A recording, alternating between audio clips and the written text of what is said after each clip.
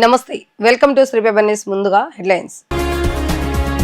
Haryana governor Bandaru Dattatreya autobiography పుస్తక ఆవిష్కరణ కార్యక్రమానికి హాజరైన సీఎం చంద్రబాబు నాయుడు.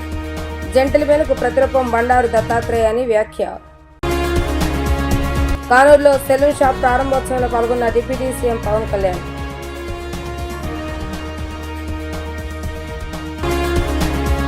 రాష్ట్రంలో నిర్మించబోయే నూతన ఇరిగేషన్ ప్రాజెక్టులపై అఖిలపక్ష సమావేశం ఏర్పాటు చేయాలన్న సిపిఐ రాష్ట్ర కార్యదర్శి రామకృష్ణ.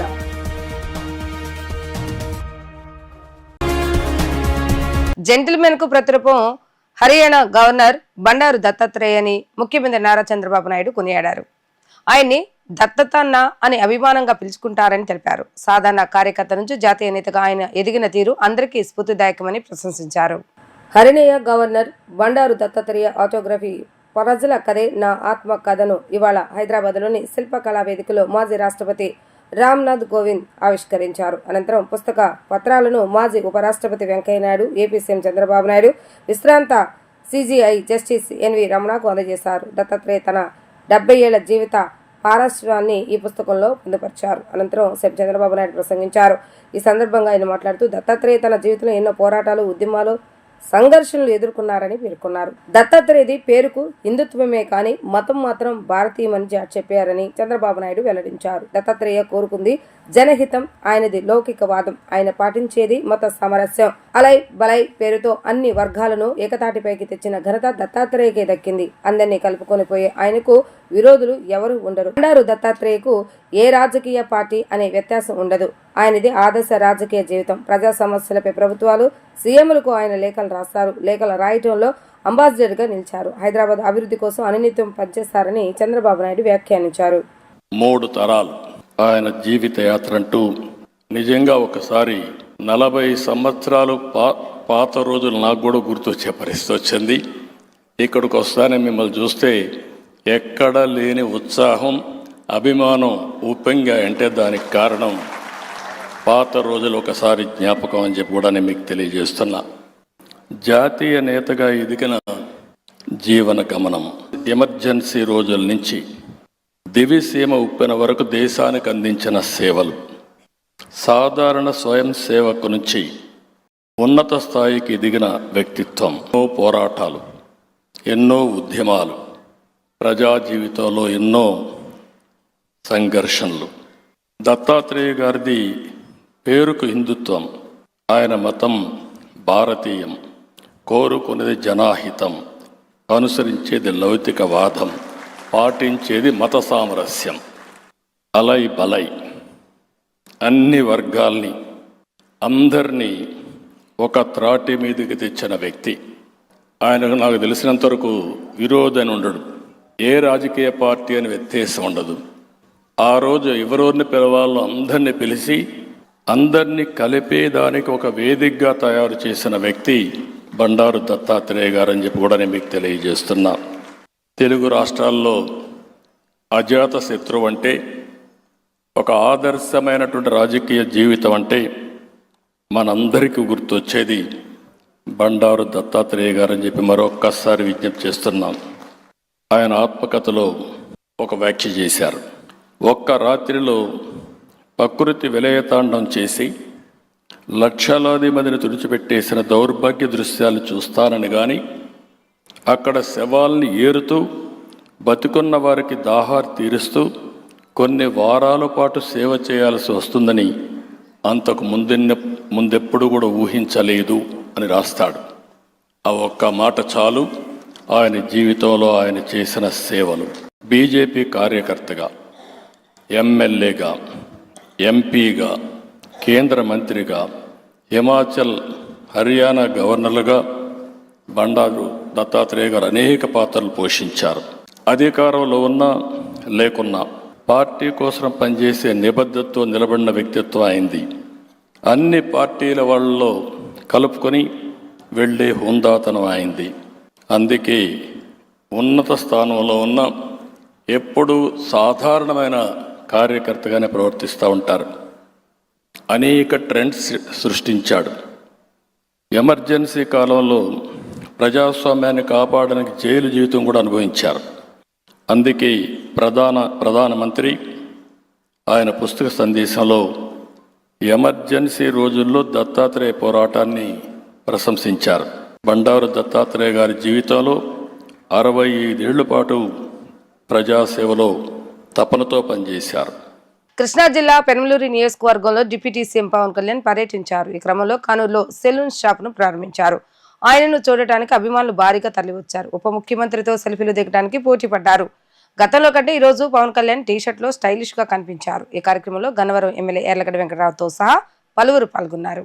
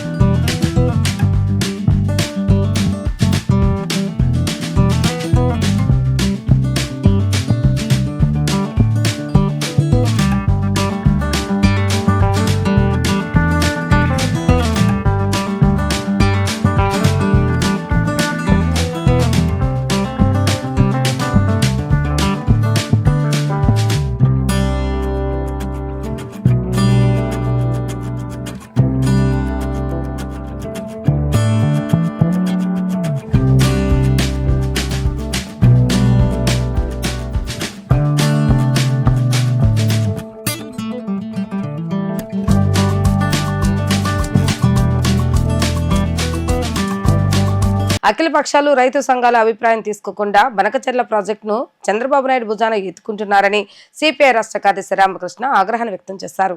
కేవలం కాంట్రాక్టర్లకు లబ్ధి కోసమే బనకచెర్ల ప్రాజెక్టు చేపడుతున్నారని వెల్లడించారు. రేషన్ సరుకుల పంపిణీ నిలిపివేసి డబ్బులు ఇస్తామనటం సరి అయిన విధానం కాదని ప్రభుత్వాన్ని హెచ్చరించారు. ఆదివారం సిపిఐ రాష్ట్ర కార్యదర్శి రామకృష్ణ దాసరి భవన్లో మీడియా సమావేశం నిర్వహించారు. ఈ సమావేశంలో ఆయన మాట్లాడుతూ రాష్ట్రంలో నిర్మించబోయే నూతన ఇరిగేషన్ ప్రాజెక్టులపై ముఖ్యమంత్రి నారా చంద్రబాబు నాయుడు అఖిలపక్షం సమావేశం ఏర్పాటు చేయాలని అన్నారు. కాంట్రాక్టులకు లబ్ధి చేకూర్చే విధంగా ప్రభుత్వం వ్యవహరిస్తుందని, ముందుగా రాష్ట్రంలో పెండింగ్ లో ఉన్న ప్రాజెక్టులు పూర్తి చేయాలని అన్నారు. అక్రమ రేషన్ సరఫరా అడ్డుకోవాల్సిన ప్రభుత్వం రేషన్ కార్డులను రద్దు చేసి డబ్బులు పంపిణీ చేస్తామనటం సరియైన విధానం కాదని అన్నారు. రేషన్ పంపిణీ నిలిపివేస్తే దివంగత నేత ఎన్టీఆర్ ని అవమానపరచడమేనని అన్నారు. రాజధానిపై నీచమైన వ్యాఖ్యలు చేయడం బాధాకరమని అన్నారు. జగన్ అనుకో అధికారంలో ఉన్నప్పుడు విషయం చెప్పారు. ప్రతిపక్షంలో ఉన్న విషయం చెబుతున్నారని అన్నారు. ప్రభుత్వం అంతా కూడా బదనామైపోతూ ఉంది. అందరికంటే ముఖ్యంగా ముఖ్యమంత్రి బదనామైపోతూ ఉన్నాడు. ముఖ్యమంత్రి గారు కాంట్రాక్టర్ కోసమే ఇవన్నీ కూడా టేకప్ చేస్తూ ఉన్నాడు. కేంద్రంలో కూడా ఎన్డీఏ సర్కార్ ఉంది కాబట్టి ఆ సర్కార్ని కూడా ఒప్పించుకొని ఇవాళ ఇవన్నీ కూడా చేస్తూ ఉన్నాడని చెప్పి ఒక పెద్ద ప్రచారం జరుగుతూ ఉంది.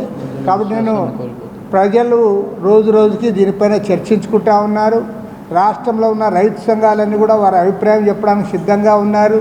ఇరిగేషన్ ఎక్స్పర్ట్స్ని కూడా ఆహ్వానించండి, పొలిటికల్ పార్టీస్ని కూడా పిలవండి, అందరి అభిప్రాయాలు తీసుకోండి. ఒకసారి కాకపోయినా దఫాలుగా డిస్కస్ చేయండి. అందరి అభిప్రాయాలు తీసుకొని చేయకుండా మీరు ఎట్టయితే కాళేశ్వరం కూలేశ్వరం అయిందో ఇక్కడ బనకచర్లలో మీరు మునిగిపోతారు. కంప్లీట్గా ఖచ్చితంగా చెప్పగలం. దీనిపైన ఇంకోటి కూడా జరుగుతూ ఉంది.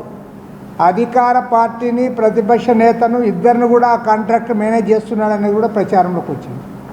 మరి ఇంతకంటే నీచమైన ఘోరమైన అవమానం ఇంకోటి ఉంది అని నేను అడుగుతా ఉన్నా. ఇవాళ ప్రజల్లో ఇన్ని అనుమానాలు ఉన్నప్పుడు మీరు ఎందుకు ట్రాన్స్పరెంట్గా చేయడం లేదు? ట్రాన్స్పరెంట్గా చర్చ చేయండి. మేము ఫస్ట్ నుంచి కూడా మేము చెప్తున్నాం ప్రభుత్వానికి, అయ్యా మీరు అధికారం మళ్ళీ వచ్చారు, అధికారం వచ్చిన తర్వాత ఇవన్నీ చేయండి. పెండింగ్ ఇరిగేషన్ ప్రాజెక్ట్స్ ఏవైతే ఉన్నాయో ఇవాళ అటు ప్రత్యేకించి అటు ఉత్తరాంధ్రలో అనేక తారక రామ ప్రాజెక్టు ఉంది, జంజావతి ఉంది, వంశధార ప్రాజెక్టు ఉంది. అవన్నీ కూడా ఇప్పటి వరకు ఉత్తరాంధ్ర సుజల స్రవంతి ఉంది. ఇంతవరకు మీరు వాటిని కంప్లీట్ చేయలే.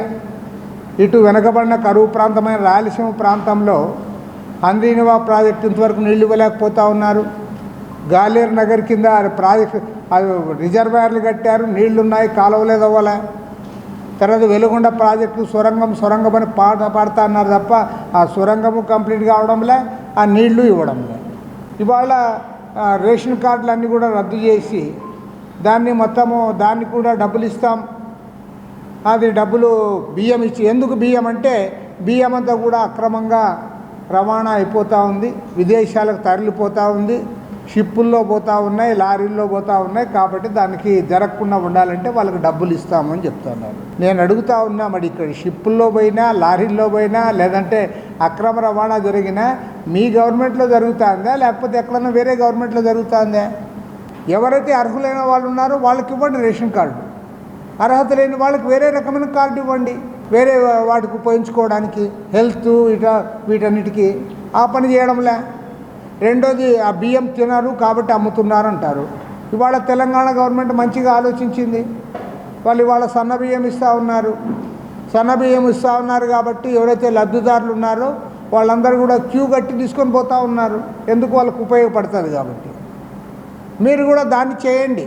గగనతల నుంచి మచిలీపట్నం సాగర తీరాన్ని వీక్షించిన పర్యాటకులు ఆనందాన్ని వ్యక్తం చేస్తున్నారు. బీచ్ ఫెస్టివల్లో భాగంగా హెలికాప్టర్ రైడ్ ను ఏర్పాటు చేశారు. ఈ హెలికాప్టర్ సామాన్యులకు అందుబాటులోకి రావడంతో హెలి రైడ్ చేసేందుకు పర్యాటకులు ఆసక్తి చూపారు. దీని ధర 2,500 రూపాయలుగా నిర్ణయించారు. మచిలీపట్నం బీచ్ ను పూర్తి స్థాయిలో అభివృద్ధి చేసి పర్యాటకంగా ముందుకు తీసుకువెళ్లాలని సందర్శకులు కోరుతున్నారు.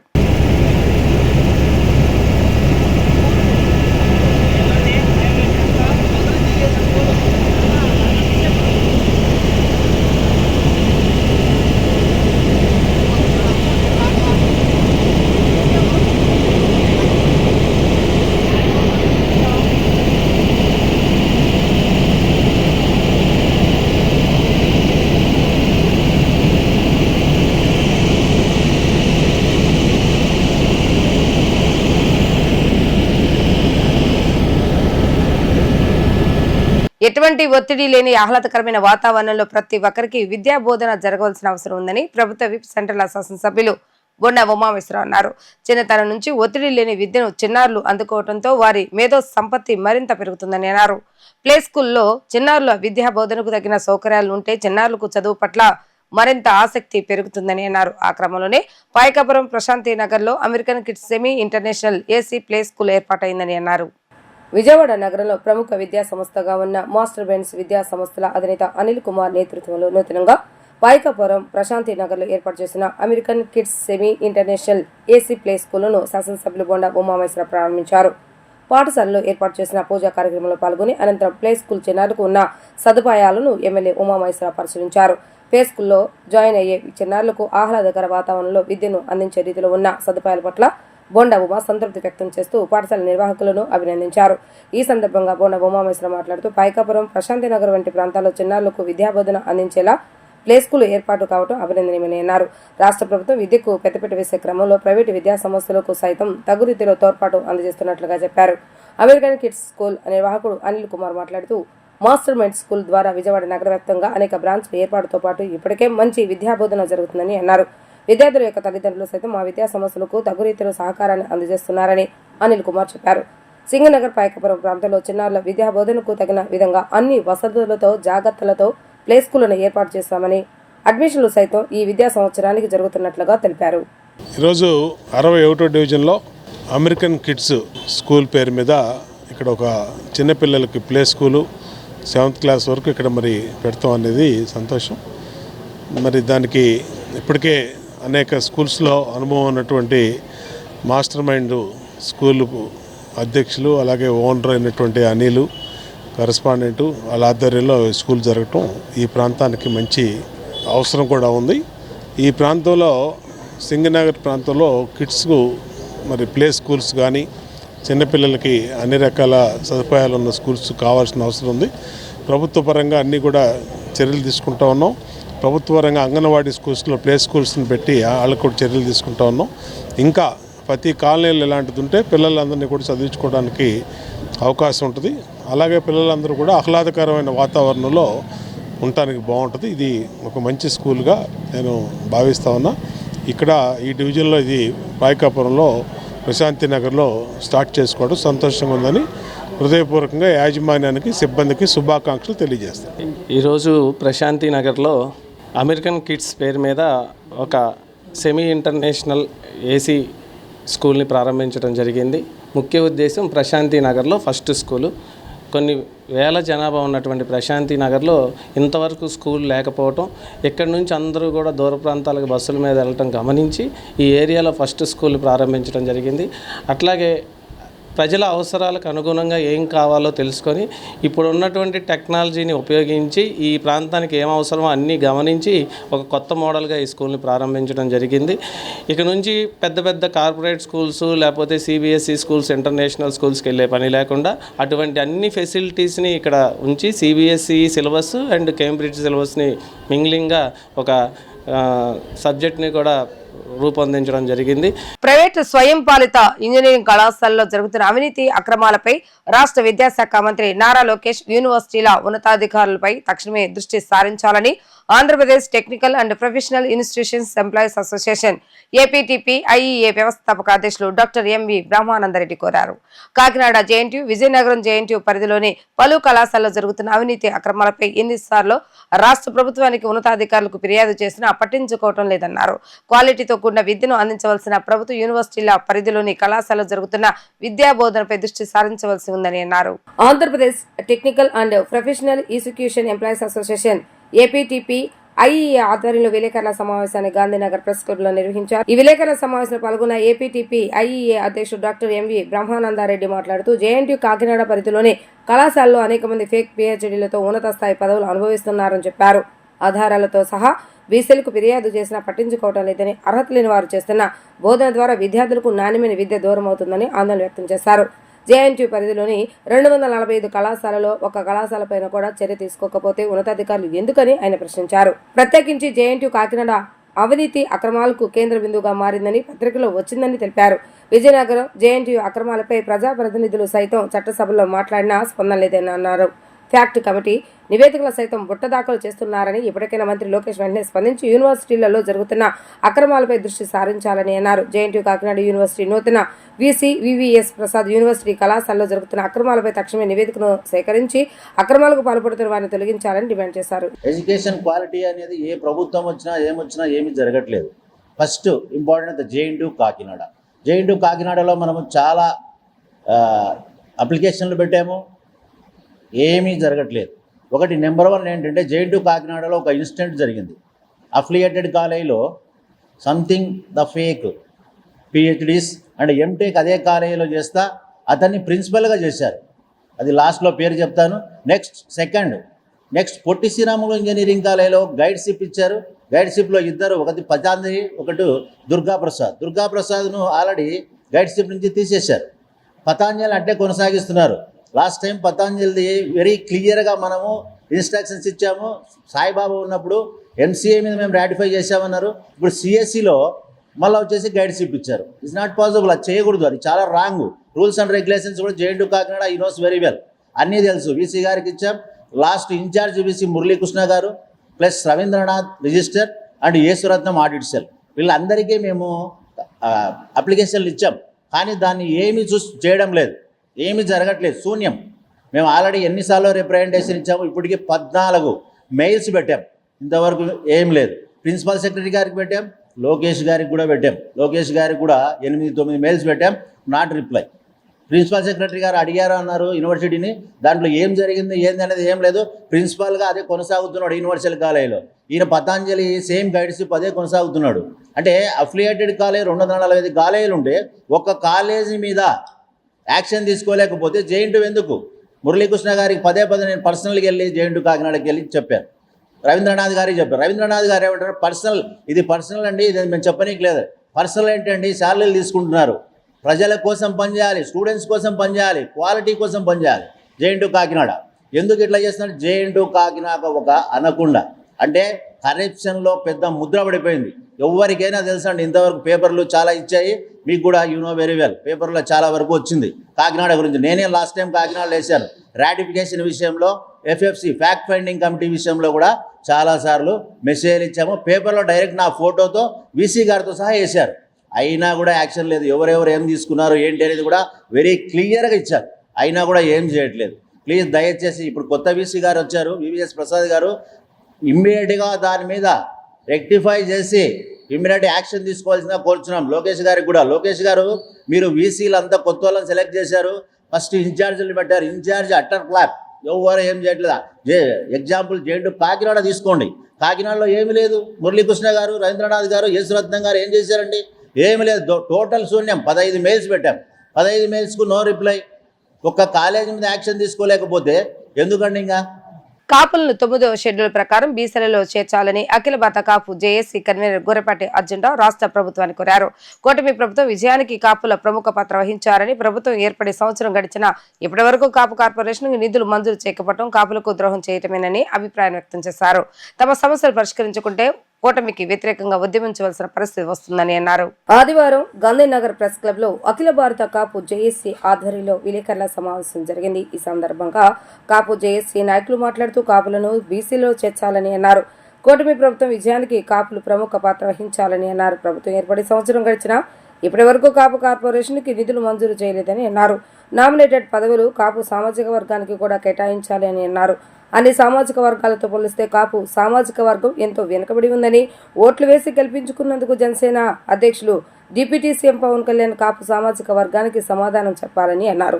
కాపు విద్యార్థులు ఉద్యోగాల్లో పురోగతి లేక ఎన్నో ఇబ్బందులు ఎదుర్కొంటున్నారని, తమ సమస్యలు పరిష్కరించుకుంటే కాపు జేఏసీ నేసిన కార్యక్రమాలతో ప్రభుత్వంపై ఉద్యమిస్తామని హెచ్చరించారు. ఈ సమావేశంలో కాపు జేఏసీ కన్వీనర్లు అలా తారక రామారావు, వాద ప్రసాదరావు, సంకటి లక్ష్మణరావు, డాక్టర్ బిఆర్ అంబేద్కర్ కోనసీమ జిల్లా కాపు జేఏసీ అధ్యక్షులు చల్లా ప్రభాకరరావు, కమిటీ సభ్యులు తదితరులు పాల్గొన్నారు.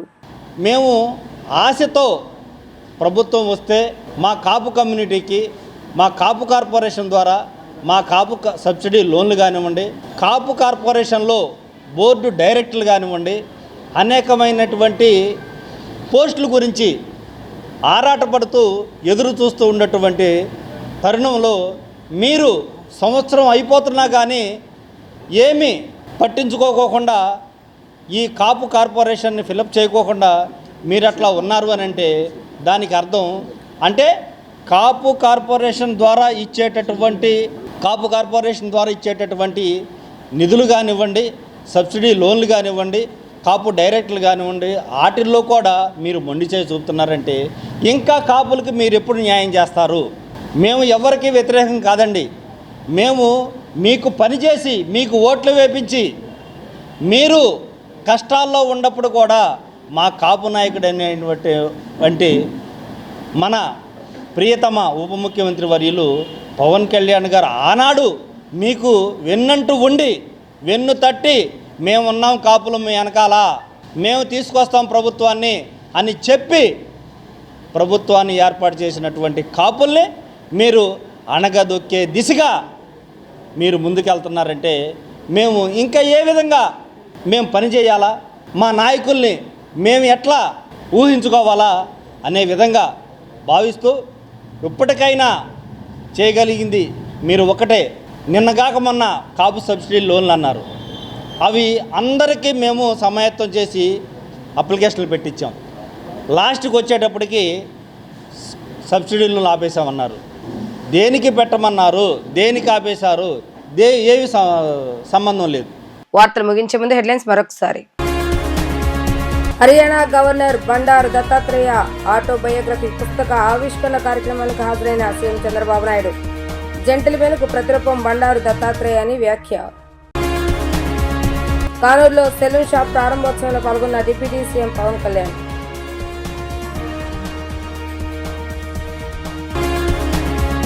రాష్ట్రంలో నిర్మించబోయే నూతన ఇరిగేషన్ ప్రాజెక్టులపై అఖిలపక్ష సమావేశం ఏర్పాటు చేయాలన్న సిపిఐ రాష్ట్ర కార్యదర్శి రామకృష్ణ.